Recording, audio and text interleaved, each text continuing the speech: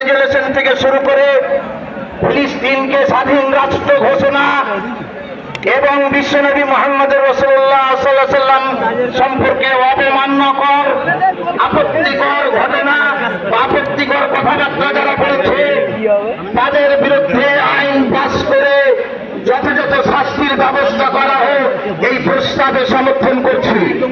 পরিশেষে শুধু জানাতে চাচ্ছি, প্যালেস্টাইনে নির্যাতিত নিপীড়িত মানুষদের পাশে আমরা আছি। যে প্যালেস্টাইনে মাজলুম যারা সারা পৃথিবীর মানুষকে দেখিয়ে দিচ্ছে মুসলমান কাকে বলে। একটি বাচ্চা ছেলে ব্যাগ ঘাড়ে করে চলে যাচ্ছে, ইসরায়েলের একজন সেনা তাকে ডেকে বলছে তুমি কোথায় যাচ্ছ? তো সে বলছে আমার ব্যাগে আমার ভাইয়ের লাশ আছে, লাশ নিয়ে মাটি দেওয়ার জন্য যাচ্ছি। ভাইয়ের লাশ নিয়ে যাচ্ছে। আর একটা ঘটনা আমি উল্লেখ করতে চাই, একজন ব্যক্তি জুমার নামাজের পরে কিছু চকলেট বিতরণ করছে। লোক বলছে কিসের জন্য চকলেট বিতরণ করছে?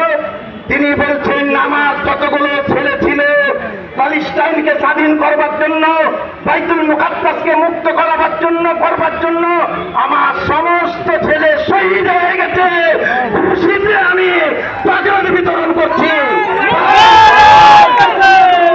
নেতৃত্বে যতগুলো এজেন্ডা নিয়ে এসছি আমরা জানাতে চাচ্ছি।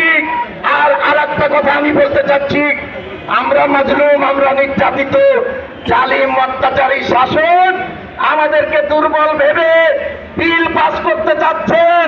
আমরা জানাতে চাচ্ছি জমিয়তে উলামা হিন্দের নেতৃত্বে 200 বছরের ইংরেজদেরকে তাড়িয়েছি। ইনশাআল্লাহ ঠিক থাকবে না।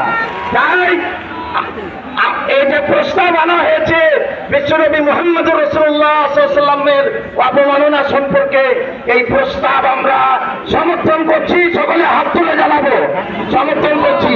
আজকে কলকাতার রাজপথ মৌলানা সিদ্দিকুল্লাহ চৌধুরী সাহেবের নেতৃত্বে আর একটা কথা জানিয়ে দিতে চাচ্ছি, হযরত আপনি ডাকুন পশ্চিমবঙ্গের লক্ষ লক্ষ লোক ওয়াকফের জন্য, মসজিদ মাদ্রাসা ঈদগাহ কবরস্থানের জন্য রাজনীতি প্রস্তুত আছে।